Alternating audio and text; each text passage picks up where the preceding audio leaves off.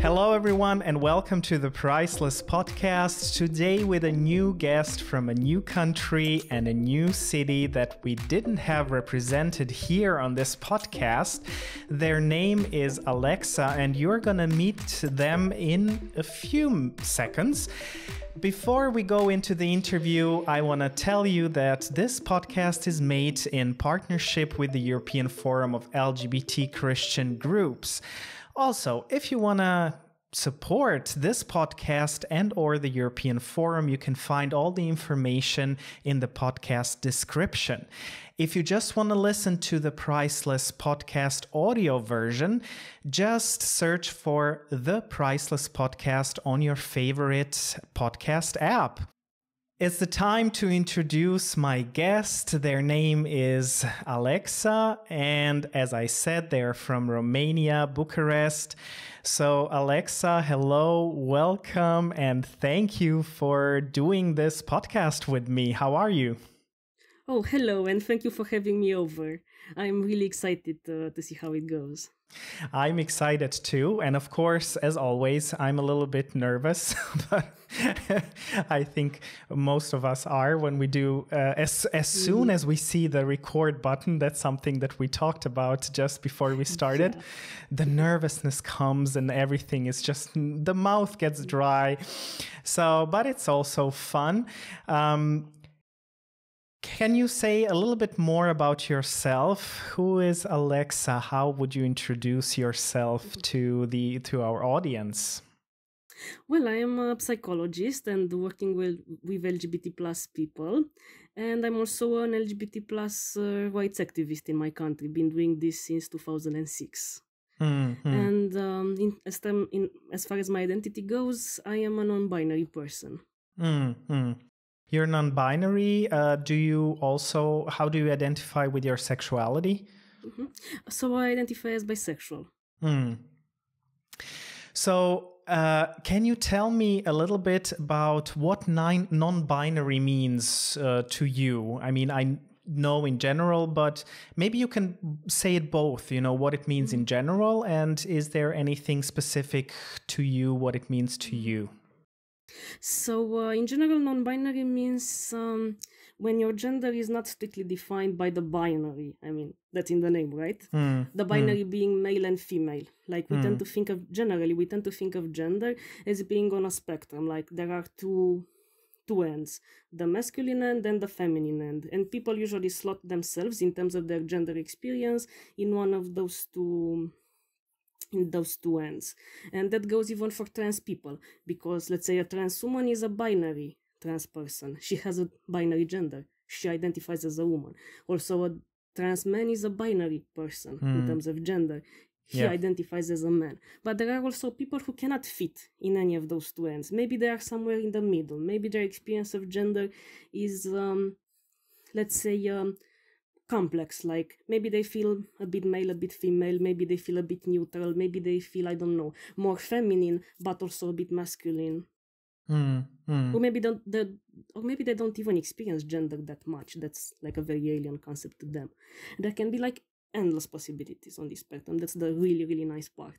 And the term non-binary is like encompassing all of them. That would be like the definition. Just out of this, what you said, I have so many questions. But before I go on, I just want to shortly ask, what is your religious background? So I'm an Orthodox. My religious background is Orthodox, like most of the people in my country. And right now, are you still connected to the Orthodox Church? Well, I am, but I'm not going to church every day. I'm like what you could say practicing. I think I will always be Orthodox at heart. Yes. Okay, let's go to the non-binary topic. I wanted to ask, can you explain to us what it feels like to be non-binary in this binary world? Because we still live in this hugely binary, with a binary attitude, everything is very looked at very binary. So how does it feel to be a non-binary person in such a world? It feels a bit confusing and very, very limiting in a way, because it's like in so many steps that most of the people don't even think about it, but in so many steps in usual life, you just have to make this choice to identify yourself as male or female. You don't know, on a form, in your ID card, everywhere, in the way you talk. Like Romanian is a gender language, a bit like Russian, or other Latin languages like Italian, which is also Romanian is a Latin language. Yeah, so, Croatian too. Yes. Yeah. Yeah. So you have every day you have to choose what kind of gender. The words end differently according to gender. You have to choose every time the gender. And the problem with me is that I really don't feel like connected to any of them. I mean, if I speak with a feminine gender, yeah, I'm very used to it. I don't have a problem with it. But also, if I speak with the masculine one, it's exactly the same thing. That's why I really like in English, like every word is, no matter who speaks it, is the same. Yeah, especially if I speak directly to you in our languages, I suppose it's similar. It actually, the nouns change, or nouns and verbs even, depending on the gender that you are talking to. So that makes it very difficult to actually say I'm non-binary. Yeah, that's true. How would you explain what non-binary is for a person who doesn't feel that way, to best understand how it would be to be non-binary? Well, I think yes, it makes sense, but it's really hard to answer, because also for me, I'm wondering what it's like to feel binary. Yes. And to be fair, I always wonder, how come these people who know they are men or women, or I don't know, trans people who are so adamant about their gender, how do they know it? I mean, how do they really relate to this and don't see it only as a social construct? It's really fascinating. I mean, I'm fascinated by this diversity of people. Yeah. So let's just scratch this question. It was a crazy question, but can you tell me, you growing up, how was it for you as a non-binary bisexual person growing up and coming to terms with your sexual identity, but also gender identity? Well, the first thing is, how can you come to terms with something that you doesn't know exists? How can you come to terms with something that, I don't know, the word for it does not yet exist? I mean, like the word non-binary, I think, was coined around 2009. There were other terms before that. And as I was growing up, I mean, I'm born in 87, and so I was growing up, there was no notion of this. I had heard of trans people, and somehow I was very interested when I heard about stories about trans people. I mean, part of me related to them, but not entirely. Yeah. So, but when I was a small kid, it was really nice, because my family was never tried to impose strict gender roles on me. So I had a pretty happy childhood, and I was allowed to experiment the way I wanted. I hated dolls, like this human, baby dolls. I don't know why I hated them. I don't know if I connected them to femininity or something. I just think they're spooky. But if you wanted to upset me, you should give me a doll as a gift, or make me play as a doll. But I was not very interested in model toys, cars, stuff like that much. I mean, I once played with a car toy, and it was, I think somebody told me, oh, this is a boy's toy, and I was very confused as to why boys should have different toys than girls. I was like, why? But it didn't matter that much, because I was not that interested in it. I really liked, toys like animals, and I always play like very neutrally gendered games. I think now that I'm thinking back, they were not really girls' games. They were always about exploration. They were like families of animals who were going on really crazy adventures around the world. So I think that was more like the kind of stories that boys used to make, but not as violent, or I don't know, somewhere always in the middle. And I always looked up to in stories to male role models and female role models. I never had a problem with this. So I think that my childhood was not typical for the childhood that cisgender kids have, but also not as typical for the kind of childhood that transgender kids have. And also, one of my memories I remember was really puzzled that there were only boys and girls.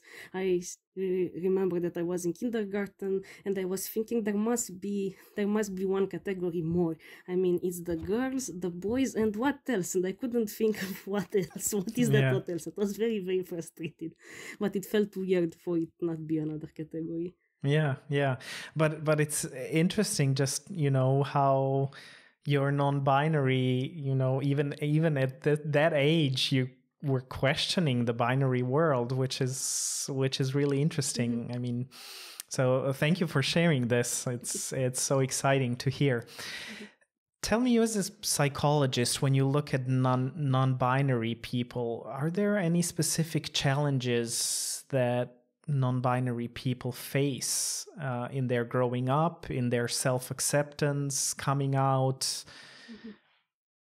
Well, because you are not, as a non-binary person, you are not conforming to the gender stereotypes, you tend to get some of the challenges that trans people face. I mean, just to make sure everything that is not cisgender, everyone that is not cisgender goes under the trans umbrella.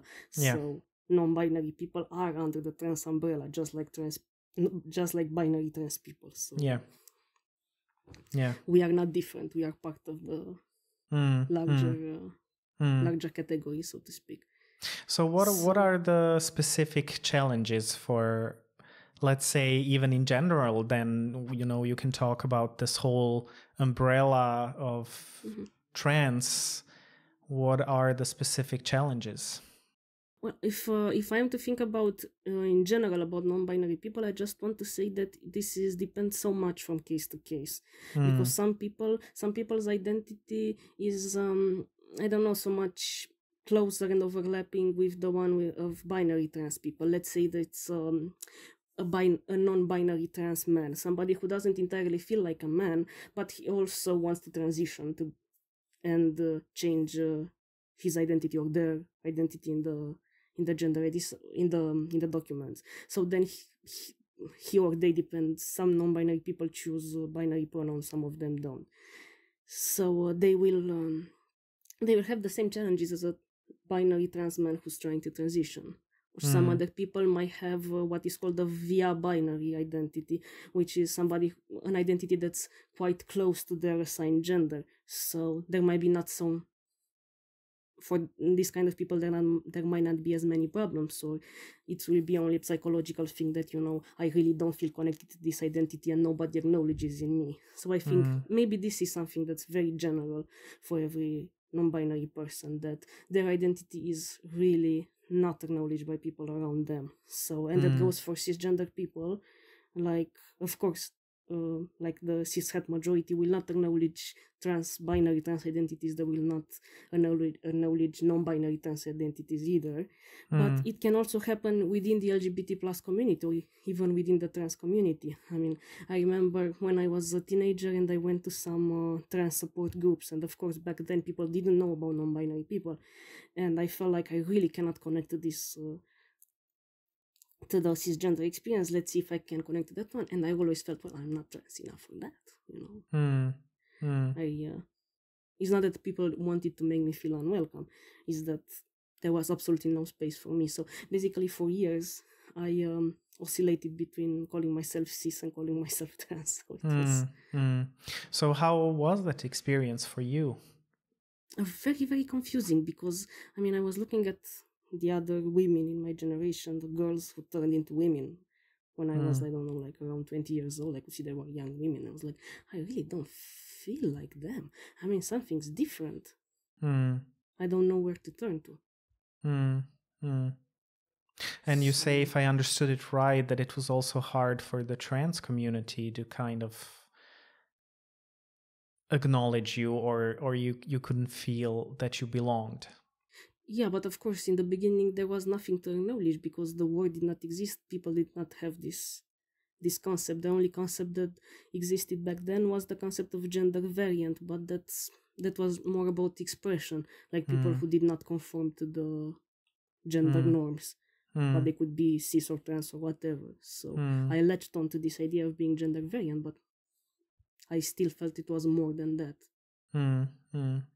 How do you feel? How much room do non-binary people have to express themselves? And I'm aware that it's probably different from country to country, even from city to city. But what would you say, for example, in Bucharest, what is, how is it for them to really live non-binary, to live this identity? I just want to say that things have changed since I was a teenager and until now, because now the support group for trans people that happens in Bucharest and organized by one of my colleagues at the NGO, the local rights NGO, the Romanian national rights NGO, it's called Accept. And I'm running a support group for LGBT plus person in general, and another colleague is running a support group for trans people, and non-binary people are very welcome there, even intersex people as well. So this thing has really changed in the last years. But of course, in Romania, generally LGBT plus people in general do not have much room to express themselves. Like, the society is pretty homophobic. Yeah. What is the situation? How would you describe being LGBT in Romania? How is it? Well, thankfully, we do have anti-discrimination laws, and we've been having them since the early 2000s. And what really helps is that we are part of the European Union. So it's legal to be gay, it's legal to be trans. There are medical procedures, there are legal procedures for trans people. Like I've been working with a lot of trans people who started transitioning, and they managed to change also their gender in the documents, so it is possible. But there is no gay marriage, there is no same-sex partnership, and there's been huge opposition. I mean, like, it's not like we aren't trying, we are trying. Yes. But the opposition of the society is very strong, especially from the religious circles, and the Orthodox Church is very, very homophobic. And like in 2018, they started an initiative to change the constitution, right? Because right now it's not, because of several laws like the civil code, same-sex marriage is not allowed in Romania. But in the constitution itself, it says that marriage is the union of the two spouses. There's a gender-neutral language. But even if there's this gender-neutral language in the constitution, you still can't have it because there are these additional laws. However, these additional laws are much easier to repeal than the constitution. So the religious people and the Orthodox Church wanted to modify the constitution so it states family is the marriage between a man and a woman. So there was a huge pressure, and of course we fought back. We tried to do advocacy for it not to happen, and there was a referendum, and people were asked to vote, which was very humiliating for us, for people to vote on our private lives. Thankfully, and due to the efforts of my colleagues at Accept, who are activists, they didn't get enough people for the value. So sorry, how can I say it? You need to have at least 40% of the voting population to vote in order for the referendum to be valid, and they didn't manage to get that, thankfully. So, but unfortunately, the vast majority of those who went to vote voted yes. We wanted this change. Of course, people who didn't want it stayed at home to boycott the referendum because it was the only way. Do you think it's still, they're still gonna try to do it again? I'm afraid they will. I mean, this hasn't changed. I mean, we had the same thing happening in Croatia, and unfortunately it did go through. And they used some ways that were not very fair, but we're not gonna get into Croatia right now. I want to talk a little bit more to you and about you. Can you tell me what are the consequences for people who are non-binary and are not allowed, or it's not possible, or it's just too difficult to express their gender identity, and they're forced actually to live a gender identify with a gender that they don't really feel connected to. It's very, very difficult emotionally. And again, depending on the person, it might lead to depression, to anxiety, it might lead to gender dysphoria. I mean, there are non-binary people who experience gender dysphoria very similar to the classic gender dysphoria that binary trans people experience. But there are also non-binary people who experience it quite differently. Maybe not as harsh, but still, it's still there. It still adds up. So sometimes I'm really confused when I see, when I'm usually so accustomed to talking in the feminine, it doesn't bother me. But if I self-reflect on it, it's like, it doesn't quite feel true in a way, you know. Yeah. So it's also very, growing up and not knowing I was non-binary. I think it was, I felt very inadequate because I was like, I really can't manage to pull out this femininity thing like all the other girls are doing. Because first one, I really don't feel like doing this, and on the other hand, even if I want to, it's still weird. I mean, it's not like I can manage to be natural with it, and I felt very, very bad about it. And realizing I'm non-binary actually has helped me free up in this shame and this feeling of inadequacy. It's like, okay, so I don't even have to try. How did you come to accept yourself? How was that process for you to acknowledge your non-binary identity and being bisexual? Well, it was, I think I had, with bisexuality, it was even much harder to acknowledge because I never knew about non-binary people. I really did know about gay people growing up and how it was a scene. And the first mention I heard about people who are attracted to their own gender was like, these homosexuals are coming. I didn't even know what they were, but I heard some adults talking saying, these homosexuals are coming from the West to destroy us. I was like, oh my God, these homosexuals, I don't know what they are, and I was so afraid I didn't even ask the adults what they were because they scared me so much. Like, oh my God, they must be so dangerous. So scary aliens with tentacles and oh no. So it's everywhere really, the same story. So I really tried to repress it very, very, very much. And what helped you to accept yourself, and what were the challenges for you personally as a person of faith, and accepting yourself as non-binary and bisexual, which both go into the category the church says no, like binary is the way to go for them. So how was this process for you? How did you manage to get to a point to accept yourself? So it was a very long, drawn-out process, and of course I was totally, I was in denial for years and years, and while being in denial, I had this idea when I was around 18 years old that I should go and volunteer for this LGBT rights NGO, and maybe when I finish school I'm going to be a psychologist and I will work with LGBT plus people. I had this idea, and for some reason I felt so very passionate. Everything that I was reading about LGBT plus issues was like, oh my God, this is so amazing, this is so interesting. But this is just scientific interest, and it's just like a field of psychology. Like, you're studying about depression, I'm studying about LGBT plus people. So I went and joined this NGO, and I always told them, I'm very LGBT friendly, but I am straight. I always felt the need to do this disclaimer. I think it must have been really funny for the people. But nobody said anything to me because they were really nice and gentle. And nobody questioned your identity. That was one of the rules. You never ask people directly what identity they are, and you never question them. So being in that environment that was very open, I also met some LGBT Christians. And I talked to them and was very interested to see how they reconcile their faith with their identity. And as the more I learned about it, the more I understood that it's not a choice to be gay or bisexual or non-binary or trans. And it felt really it felt it was going against everything I knew about faith, to be, I don't know, to hate somebody that never even had a choice.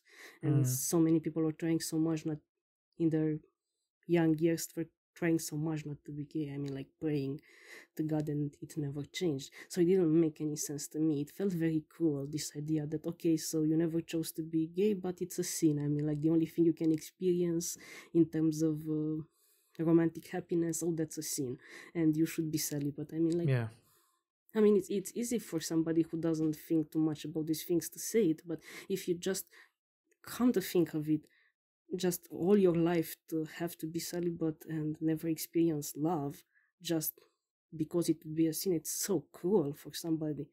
Yeah. And it's, I don't know, as I was growing up and thinking a bit more, I was like, it can't really be like this. Yeah. Also read some books written by people from the MCC, from the Metropolitan Community Church, and churches.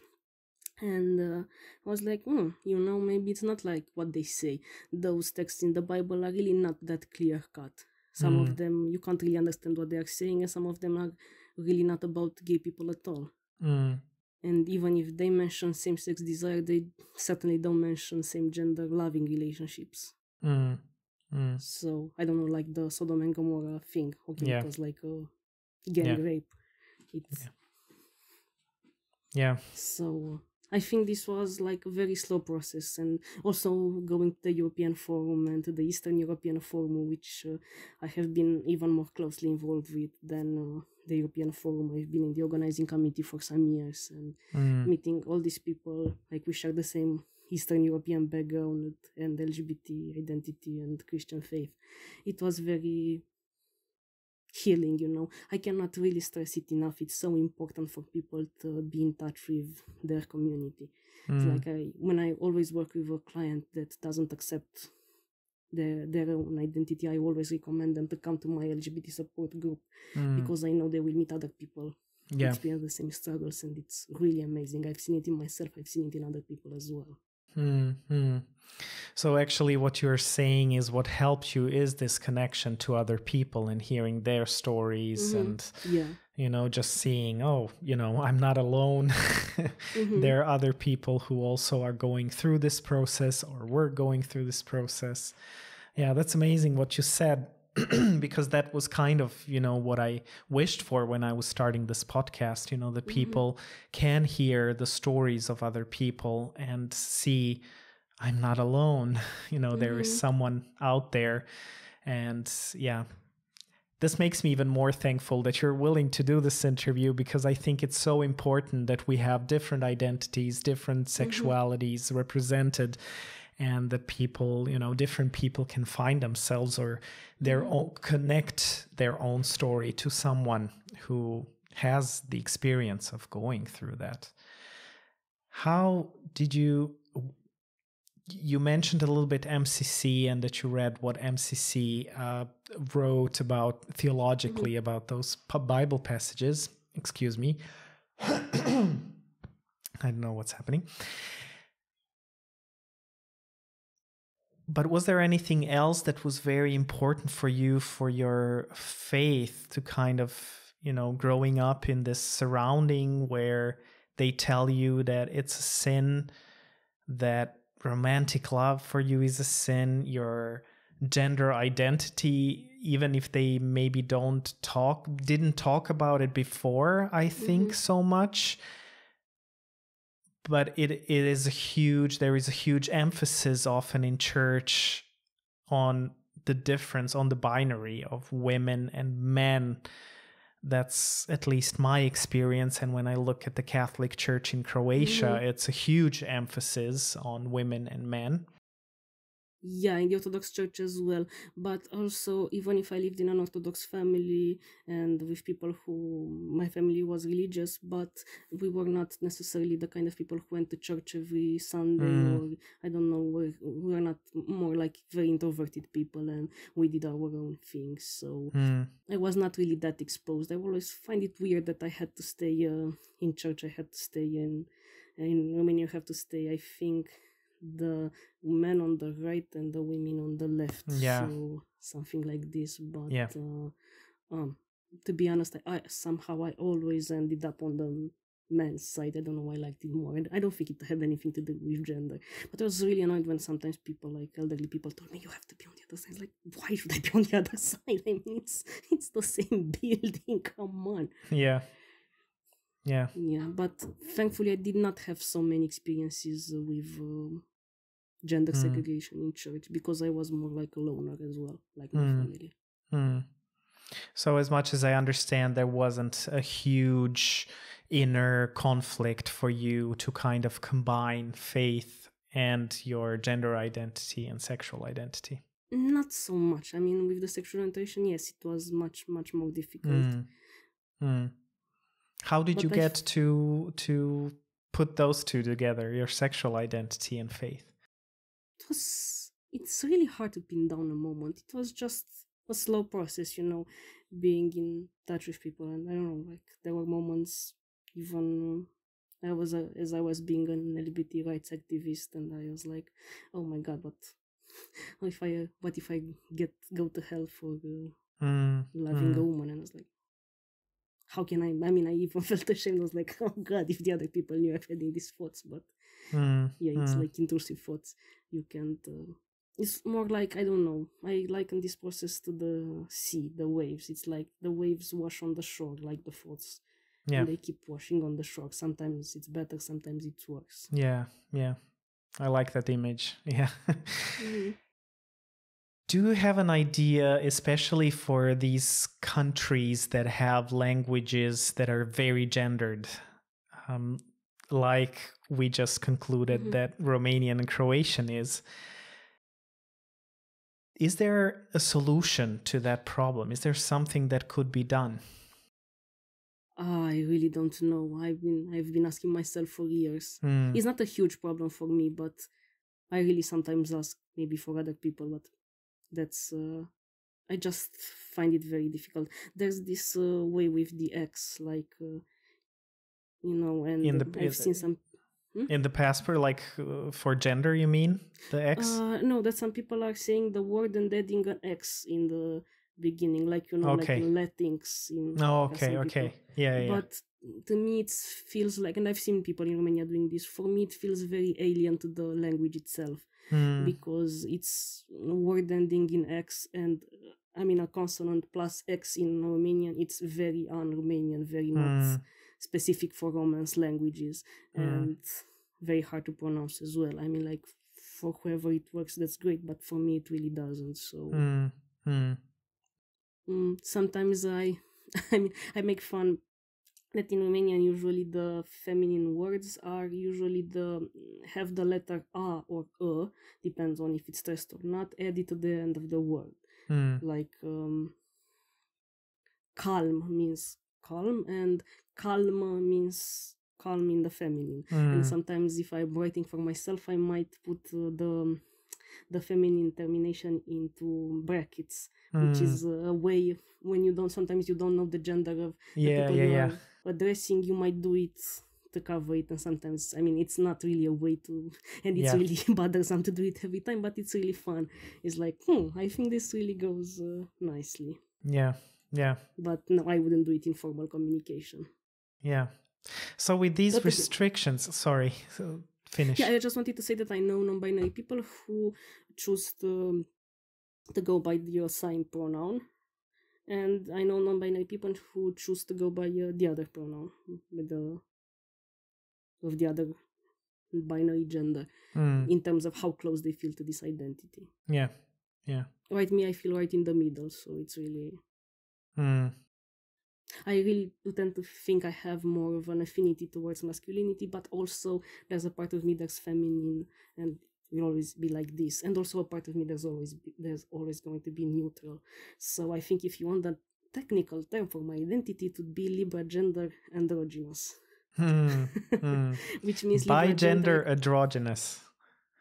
Bigender androgynous. Did I hear it right? No, Libra gender. Libra gender. Libra, okay. or Libra. I think Libra gender is in English. Okay.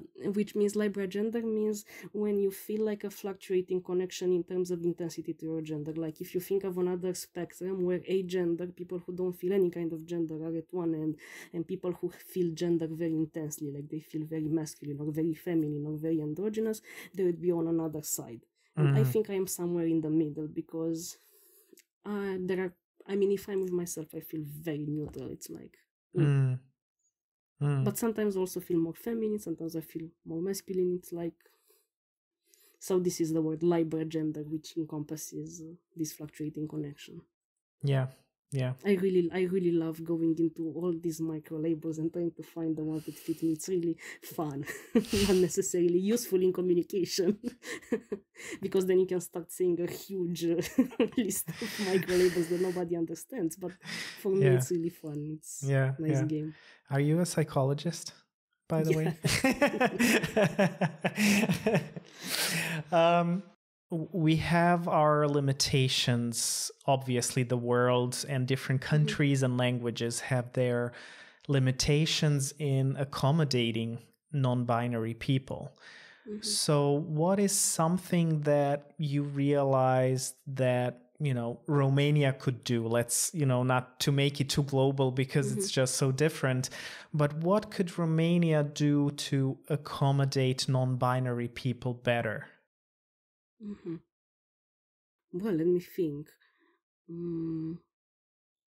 Well, of course, having a third gender, like in some countries, would be great, but I don't really think it's realistic to expect this to happen. Of course, Romanians can't change language by itself. I don't know if there's an initiative for this to happen, it would be great, but I really don't see how it can happen. But it would be good to have more public awareness of non-binary issues and people to be more aware that, I don't know, you shouldn't assume gender. You don't know if the people you see is necessarily just because they are assigned female at birth, that necessarily their gender is female. So yeah, and I sometimes kind of ask myself, or just have this question in my mind: what is the problem? Like, there were always people who looked very androgynous, where you didn't know, is it a man, is it a woman, and we just have to come to the point where it doesn't really matter. Does it matter? It's a sad, just something that is left over from history, where it was so important. And I think we should come to this point where it isn't. I don't know if you know the reason for having gender in our passports. I would like to understand why that is. Does anyone know? I'm pretty sure there are people who know what I think. I don't know, but my assumption is that they are trying to pin down some essential characteristics that they think will help them recognize the individual. Like you have to put your height or any distinctive signs. Yeah. But is it really that distinctive? Especially nowadays? Of course, if you have a beard or something, it might be a little bit more, but well. Yeah, I don't know. I think that nowadays we have so many more distinctive ways of how we can recognize people that I don't understand why we need to have this. So, okay, maybe we should ask the authorities. I was once going to Russia, but not in Moscow. It was in another city, in more like provincial city, and I entered the country from there. And for some reason, people in Russia told me that I look like I'm Armenian or Georgian or from Chechnya. I might have some ancestry, I don't know. Officially, I have no ancestry from those countries, but there was an Armenian community in Romania for quite some time, so maybe I do have some genes. So for some reason, I was, and there have been lots of terrorist attacks in that area, and for some reason, the people at the customs were asked me if I have ever been a man before. And I was like, they thought I was a trans woman or something. Why does that matter? And And apparently it was because they thought I might be a terrorist who was a male terrorist who was cross-dressing from Chechnya to go and commit terrorism acts. So I don't know, it might matter. It was quite a funny story, but it was like, what? Yeah. So they still have to ask, at the end. Yeah. But apparently it was very important to them if I was a male terrorist cross-dressing or a female terrorist. Yeah. I was not a terrorist at all, but... Yeah, well, I know that gender really still matters to this world. Yeah. I think that the world makes a bigger thing out of it than it really is. Unfortunately, it still does. And I think that that's, something that we have to overcome, not just for non-binary people, but even I, as a gay man, I don't fit into, the man category, in many ways. I'm different, I feel like a man, but what does it really mean to be a man? And why are there such strong images about what it means to be a woman, what it means to be a man? And just, do you want to wear a skirt? Just wear a skirt. Do you want to wear, and I just want to swear right now, pants? Then just wear pants. It doesn't matter. It's not important. I mean, it's like a piece of fabric. I never understood why it got so gendered. But to be fair, I think we should also be careful when we say that gender should not matter or that gender doesn't matter, because as far as things go, we might risk erasing the experiences of binary trans people who feel very much that gender does matter.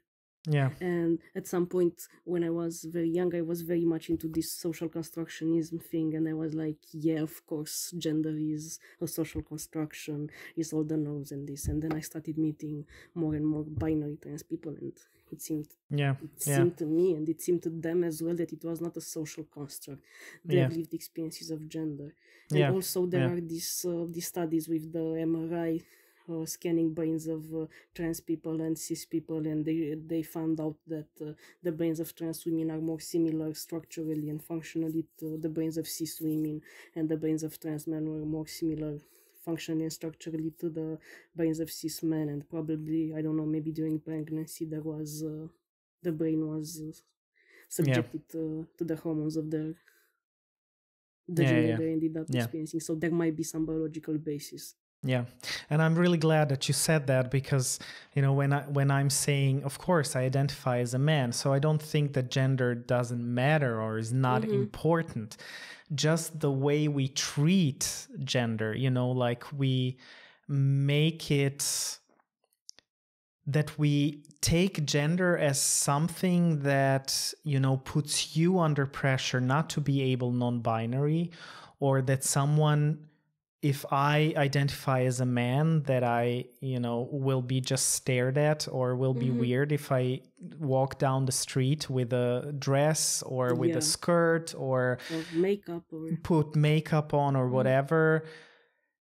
Just this kind of, the real part of social construction, I would say.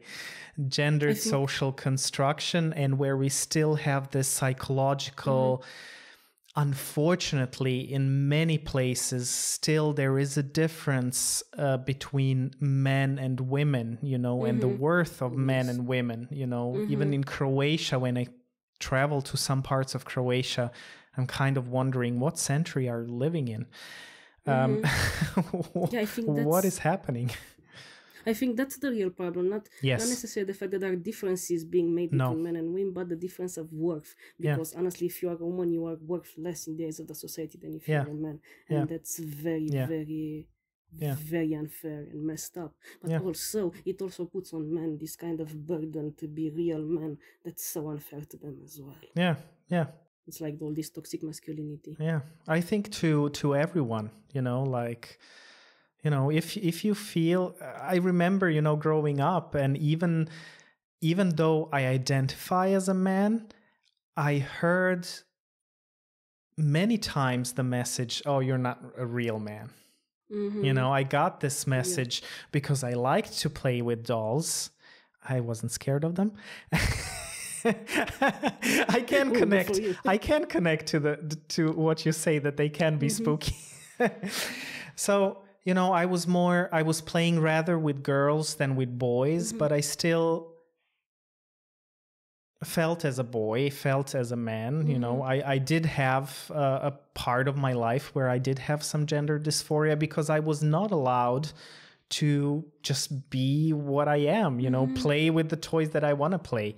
So I think that, you know, this is just a part. Like, can we just take off this pressure and just let people identify the way that they identify? Like, what am I scared of when you say that you're non-binary? What is so scary? Do you have an answer? Like, what's so scary for people when, you know, what are they scared of when they are getting violent? Because I think that behind that there is a lot of fear, and if we talk about phobia, it's fear. So what is this fear that people have against trans people, non-binary people? Well, I think it's really all connected with the fear they have of gay people and bisexual people and everything that doesn't conform strictly to the rules. And I think the answer is one word, and I will elaborate. And the answer is heteronormativity.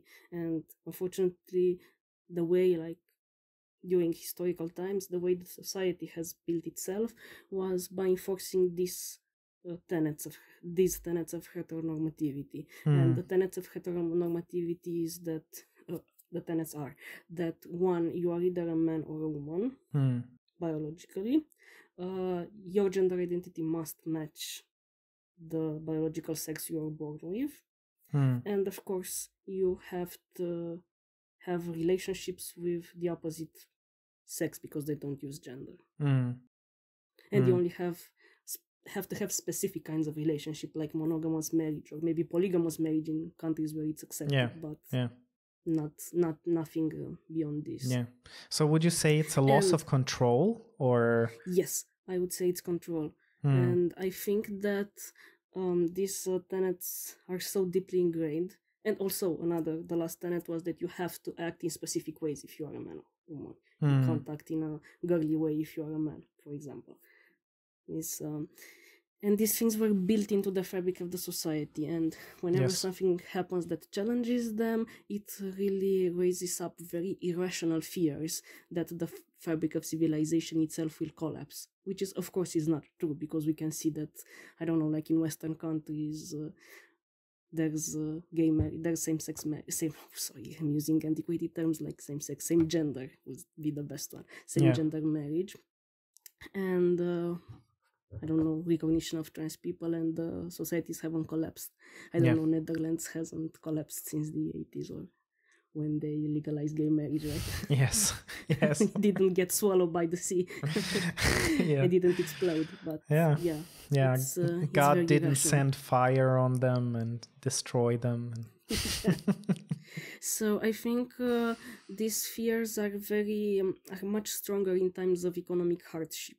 Because people tend to become more, it's a psychosocial phenomenon that's been studied, that people tend to become more conservative in times of hardships, and they tend to, I don't know, look up to the authorities like parental figures that can save them.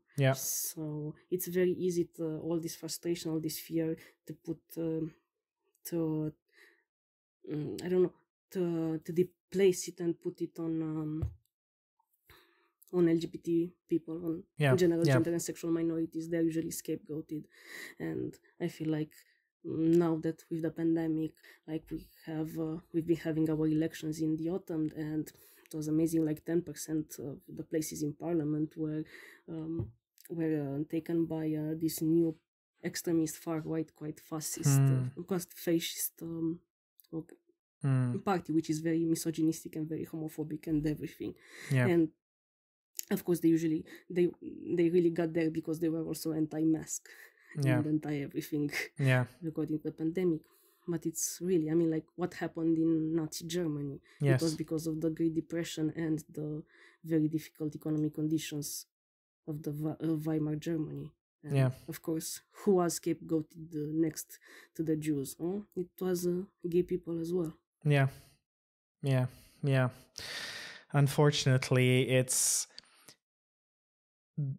how human beings function is when we, on one side, when we lose control, we're trying to find ways of having some control over some things, and then also on another looking at it from another perspective, I think you know about the Kinsey scale, like Kinsey was Alfred Kinsey was the first serious sex researcher in US in the 50s, and he created this scale which plots the sexual attractions and romantic attractions of people. Like, you, before him, people thought you're either gay or straight, but it's a scale. If you are 0 on the scale, you are totally 100% heterosexual. If you're 6 on the scale, you are 100% homosexual. But if you are a 3 in the middle, you are bisexual. But there are also 1 and 2, which is mostly heterosexual, or 4 and 5, which is mostly gay.